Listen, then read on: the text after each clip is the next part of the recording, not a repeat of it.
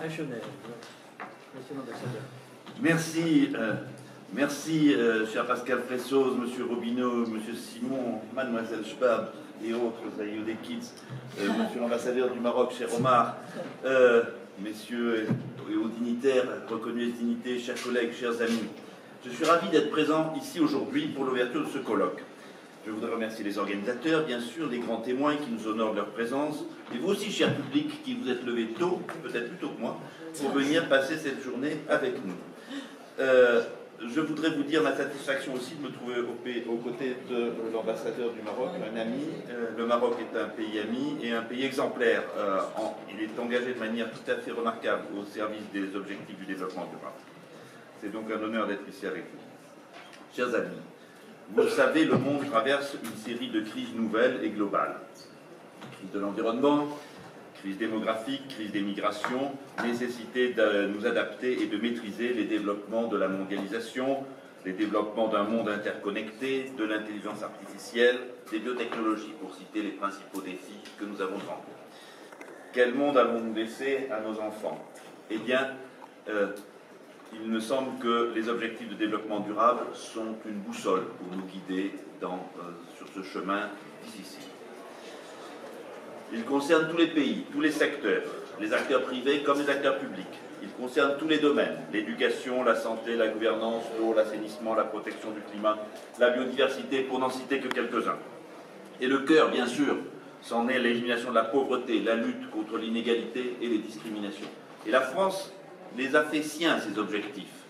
Vous savez peut-être, ou vous ne le savez pas parce que tout le monde ne le sait pas, que la France aujourd'hui, cette année, assure la présidence du groupe qu'on appelle le G7, qui sont censés être les principaux pays. Alors le Maroc n'en fait pas encore partie, ça ne saurait tarder, j'espère, ça serait une addition utile. Mais en tout cas, les priorités de la présidence française du G7, du président Macron, ce sont l'élimination de la pauvreté, la lutte contre les inégalités et les discriminations. C'est cette transversalité, si j'ose dire le mot, qui fait la force des ODD. Chaque pays doit pouvoir progresser vers le développement durable en agissant sur les principales composantes du développement, celles qui sont les plus importantes pour lui, elles sont toutes liées. Et les cibles précises qui accompagnent ces 17 ODD, vous savez qu'il y en a 167, 169, elles favorisent ainsi une approche intégrée du développement durable. Deuxième point, et c'est l'objectif de ce colloque, les objectifs du développement durable ne sont pas seulement un idéal vers lequel tendre, ce sont des objectifs concrets, mesurables, précis. Et nous devons collectivement les atteindre, comme dans notre travail tous les jours, nous nous fixons des objectifs. Ce n'est pas quelque chose d'abstrait. La campagne « Vous avez besoin de savoir », You Need to Know, qui est menée par l'Office des Nations Unies à Genève, est un cas d'école. Elle montre comment chaque citoyen, à son niveau, peut participer et réaliser les ODD, comme nous l'a montré Mademoiselle Schwab et ses amis. Comme ça, tu vas m'écouter un peu plus. À cet égard, le rôle de Genève est primordial pour la mise en œuvre des ODD. Comme l'a montré le directeur général de l'ONU, Michael Müller, Genève a un rôle clé dans la mise en œuvre des ODD. Genève en est même le pivot. Voyez-vous, moi, quand j'ai été rencontré M. Müller pour la première fois, il m'a offert un pins avec le symbole des ODD. Et ce pins est maintenant dans mon bureau naturellement. Genève, c'est la ville des droits de l'homme et de l'humanité, mais c'est aussi la ville de la diplomatie multilatérale concrète au quotidien. Si vous avez de l'Internet, des congés payés, des médicaments, des chansons sur votre iPod, ou si vous pouvez connaître la météorologie demain, eh bien c'est grâce à l'Union internationale des communications, l'Organisation du travail, l'OMS, l'OMPI, ou l'Organisation mondiale de la météo, toutes organisations qui ont leur siège à Genève. Et c'est pourquoi Genève est la ville qui peut créer des synergies entre les différents objectifs du développement durable. Santé, biodiversité, travail décent, éradication de la pauvreté. Genève est l'une des villes, si ce n'est la ville qui participe le plus à la mise en œuvre des ODD, c'est pourquoi vous avez raison d'être là et vous avez raison de vous lever tôt. Troisièmement, je souhaite vous dire un mot sur la manière dont le gouvernement français décline ses ODD concrètement. Il porte la cohérence du plan de pauvreté adopté en septembre 2018 à propos de l'ODD 1.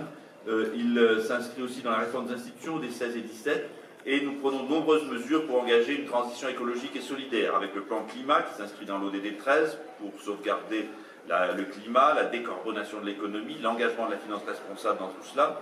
Pour les ODD 14 et 15, nous avons le plan biodiversité de juillet 2018, Pour l'économie circulaire ODD 12, nous avons une feuille de route de l'économie circulaire avec des mesures très concrètes telles que l'objectif que la France ne rejette plus aucun plastique dans l'océan à l'horizon 2025, ODD 14. Il faut nous faire la guerre chaque fois que nous va jeter des plastiques, il faut dire c'est mal. Par ailleurs, je le rappelle, la France a été l'un des 22 États pionniers à présenter une revue nationale dès le premier exercice au Forum politique de haut niveau de 2016. La revue nationale volontaire à l'ONU nous a permis d'accroître la sensibilisation et la connaissance des ODD dans notre pays, et je crois que ça a permis, comme cette réunion le montre aujourd'hui, une réelle appropriation de l'agenda 2030 par les acteurs publics et la société civile française et internationale. Un comité de pilotage de haut niveau pour la mise en œuvre des ODD a été créé en France l'année dernière. Il s'est réuni pour la première fois il y a 1 an. Ce comité a pris pour première décision l'élaboration d'une feuille de route qui constituera la stratégie de la France pour aboutir aux ODD en 2030. Et il y a une première ébauche du texte, 140 pages, il faut arriver à les lire toutes, va être amendée au cours des prochains mois par les travaux des différents groupes et aussi alimentée par les conclusions du grand débat national qui traite d'enjeux croisés avec les ODD comme la transition écologique et la question des inégalités. Le président de la République française présentera cela à l'Assemblée générale des Nations Unies en septembre prochain. Je voudrais vous redire donc le plein soutien de la France à la réalisation des ODD. Ce ne sont pas que des paroles et des écus des 140 pages, c'est aussi une rénovation et une augmentation de notre politique d'aide au développement. En 2019, le budget de l'AFD française a augmenté d'1 milliard d'euros. Une partie de l'aide a été réorientée vers les pays pauvres et fragiles grâce à un quadruplement de l'aide sous forme de dons. On a passé de 300 millions à 1,3 milliard. L'Afrique et les pays moins avancés seront les premiers bénéficiaires. Et les grandes priorités, c'est l'éducation, la jeunesse, l'égalité femmes-hommes, la santé et la nutrition, le climat et la biodiversité, le traitement des crises et des fragilités. C'est un effort considérable pour la France, pour ses pays, pour ses concitoyens, mais c'est un effort nécessaire et nous savons qu'il est encore insuffisant.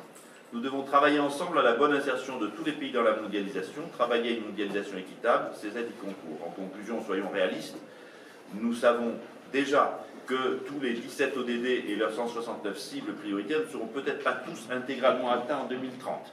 Mais cela ne doit pas nous décourager, cela doit nous conduire à redoubler d'efforts, comme ce colloque aujourd'hui nous y invite. Et je suis heureux d'y participer encore une fois. Je vous souhaite une très bonne journée de travail. Merci.